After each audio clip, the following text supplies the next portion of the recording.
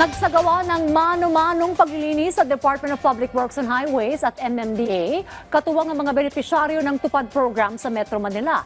Ito'y para maiwasan ang pagbahang dulot ng bagyong Mayma. Yan ang ulat ni J.M. Thompson.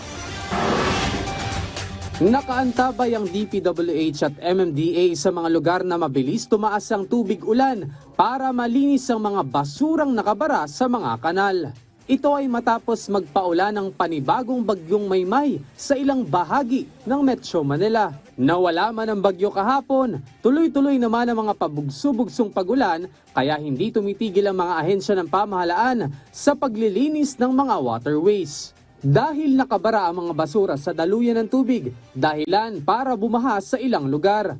Mabilis namang nagsagawa ang DPWH ng mano-manong paglilinis sa mga binahang lugar dahil sa sunod-sunod na pag-ulan. Nagsagawa sila ng clearing operations sa T. Santiago Street at Mindanao Avenue sa southbound sa Valenzuela City. Ganon din sa bahagi ng Balintawak MRT Station, Dario Bridge southbound, EDSA Corner North Avenue at Central Avenue sa Quezon City. Mapapansin namang dahil sa pag-aalis ng mga nakabarang putik at basura, ay agad na humupa ang tubig ulan. Tuloy-tuloy rin ang pagsasagawa ng MMDA Flood Control Team, katuwang ang tupad workers sa mga declogging operations tulad sa Parañaque, Las Piñas at Muntinlupa City.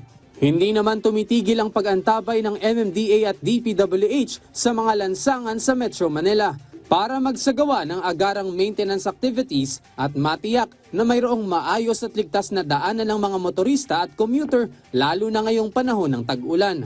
Nagpaalala naman ang dalawang ahensya sa ating mga kababayan na pairali ng disiplina sa pagtatapon ng basura na malaking tulong para tuluyang masugpo ang mga pagbaha.